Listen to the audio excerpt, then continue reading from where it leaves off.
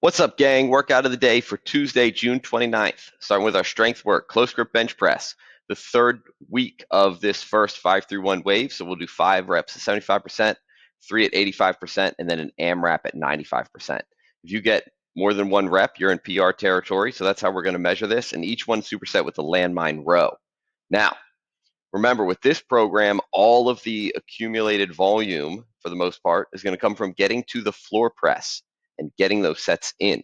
So, should not take you more than 8 minutes to complete 5-3-1 and be completely done and moved on. If it's taking you longer than that, either we're very deconditioned and the percentages are simply too heavy, or we are just so chatty because we love exercise racing with our friends and we just love being here that maybe we can see where we can cut some of that chattiness out. But it's one of those two factors if you're not able to get it done in under 8 minutes, because physically it is absolutely doable and super important to do it. Then you add all of your added volume on that floor press. When we get to the Metcon, 30 minutes, as many reps and rounds as possible. I forgot to edit the notes in the bottom right. No big deal. Whatever. It is a high aerobic output Metcon where we're trying to build some stamina and get a pump with the push-pull. So you run 800 meters. It's at a very sustainable pace.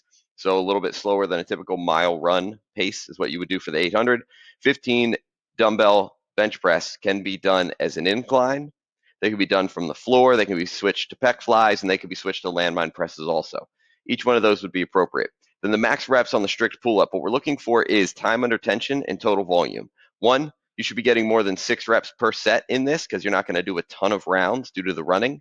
And two, you should be creating a lot of tension throughout that movement. So if you're doing jumping pull-ups or banded pull-ups or kipping, there's not very much tension. So you're not actually going to build a lot of muscle and build a lot of strength from it. So it would be better to switch to things like negatives, chin-ups with a spotter, ring rows, feet elevated ring rows, Bulgarian rows, something along those lines that's going to actually allow you to get a lot of range of motion and a lot of contraction that leading to time under tension, not just kipping, speeding through it.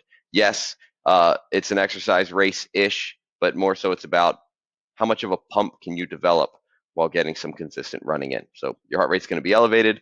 Can we get a big pump in the process? It's going to be a ton of fun. It's bench press day, so you know it's going to be crazy busy. Do the work.